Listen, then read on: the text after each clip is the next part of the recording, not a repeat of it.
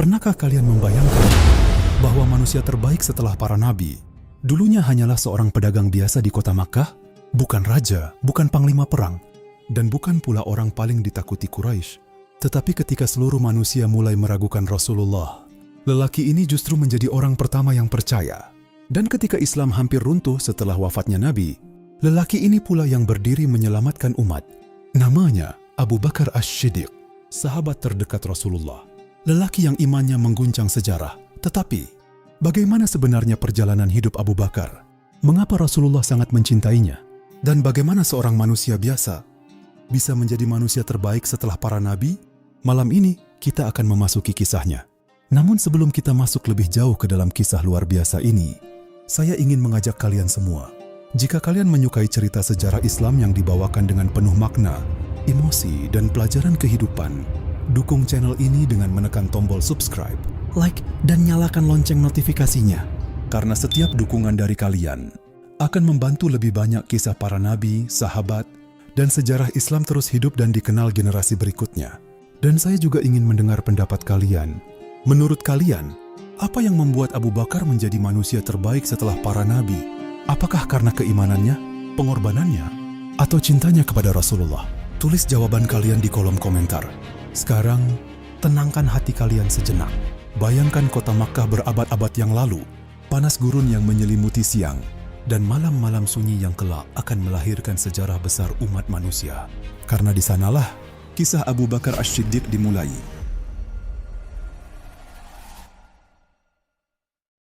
Sebelum dunia Islam mengenalnya sebagai khalifah pertama, sebelum namanya disebut penuh penghormatan di mimbar-mimbar kaum muslimin, ada seorang lelaki di kota Makkah yang hidupnya tampak biasa saja. Ia bukan raja, bukan panglima perang besar, dan bukan pula penyair terkenal Arab. Tetapi kelak, lelaki inilah yang akan menjadi manusia paling dekat dengan Rasulullah. Namanya Abu Bakar Ash-Shiddiq, lelaki yang imannya lebih berat daripada gunung-gunung. Lelaki yang membenarkan Nabi saat manusia lain memilih meragukan, dan lelaki yang akan menjaga Islam di saat umat ini hampir runtuh setelah wafatnya Rasulullah. Namun, siapakah sebenarnya Abu Bakar? Bagaimana seorang pedagang Quraisy bisa menjadi manusia terbaik setelah para nabi? Abu Bakar lahir di tengah panasnya kota Makkah, kota perdagangan yang dipenuhi para pedagang, unta-unta kafilah, dan manusia-manusia yang tenggelam dalam kehidupan jahiliyah. Di sekitar Ka'bah, ratusan berhala berdiri disembah manusia. Minuman keras, kesombongan suku, dan penindasan terhadap kaum lemah menjadi hal biasa saat itu. Tetapi anehnya, Abu Bakar tumbuh berbeda. Sejak muda ia dikenal lembut tutur katanya. Ia tidak suka membuat keributan, tidak suka menyakiti manusia, dan tidak pernah dikenal sebagai pemuda yang tenggelam dalam keburukan jahiliyah. Bahkan banyak orang Quraisy mempercayainya. Jika ada orang kesulitan, Abu Bakar membantu. Jika ada orang terlilit utang, Abu Bakar meringankan. Jika ada hubungan keluarga yang terputus, Abu Bakar menyambungnya kembali. Hartanya banyak, tetapi hatinya jauh lebih besar daripada hartanya. Ia seorang pedagang sukses.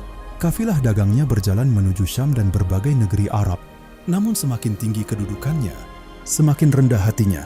Dan mungkin yang paling luar biasa adalah ini. Sebelum Islam datang, Abu Bakar hampir tidak pernah menyentuh penyembahan berhala seperti kebanyakan Quraisy. Seolah fitrahnya telah dijaga Allah sejak lama. Seolah langit sedang mempersiapkannya untuk menemani manusia terbaik di muka bumi.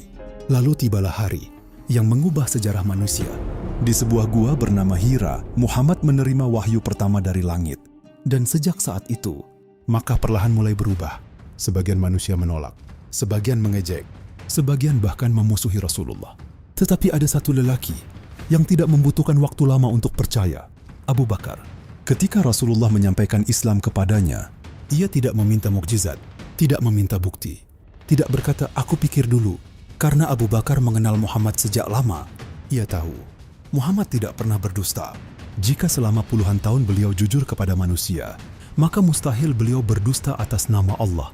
Dan saat itulah Abu Bakar langsung mengucapkan keimanannya, tanpa ragu, tanpa takut kehilangan kedudukan, tanpa takut kehilangan harta. Padahal saat itu, menjadi muslim berarti siap dimusuhi seluruh Makkah. Tetapi Abu Bakar tidak peduli, karena begitu cahaya iman masuk ke dalam hatinya, seluruh dunia terasa kecil baginya. Dan sejak hari itu, hidup Abu Bakar berubah selamanya. Hartanya akan habis demi Islam.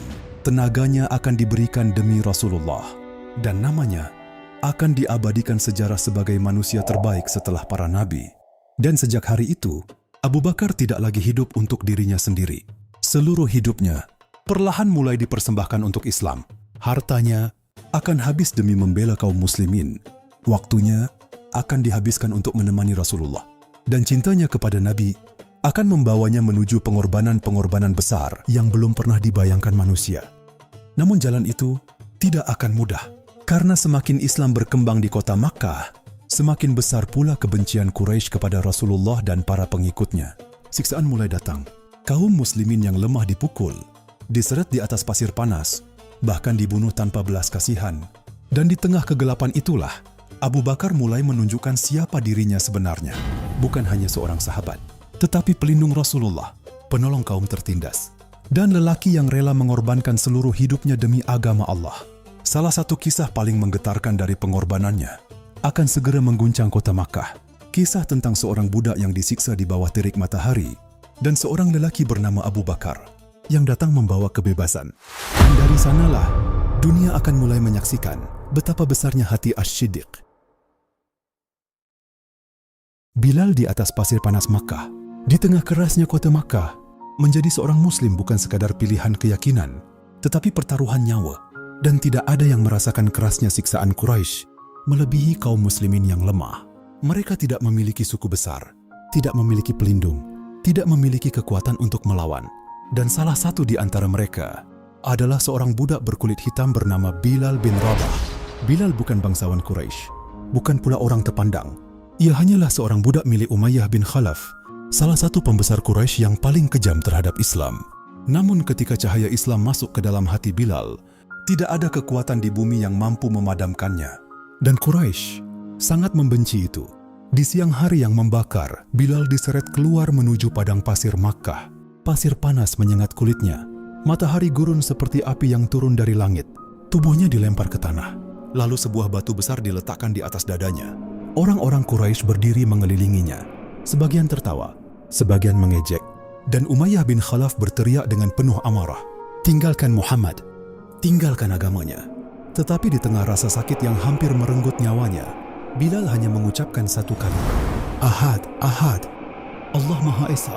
Semakin mereka menyiksa Bilal, semakin kuat kalimat itu keluar dari bibirnya. "Ahad, Ahad." Dan setiap kali kalimat itu terdengar, amarah Quraisy semakin membara. Mereka tidak mengerti bagaimana seorang budak lemah bisa memiliki keyakinan yang lebih kuat daripada para pembesar Makkah. Hari demi hari, siksaan itu terus berulang.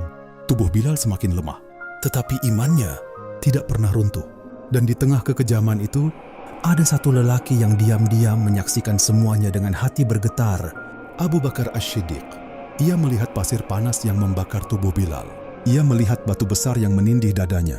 Dan ia mendengar sendiri kalimat "Ahad, Ahad" yang keluar dari mulut seorang budak yang tersiksa.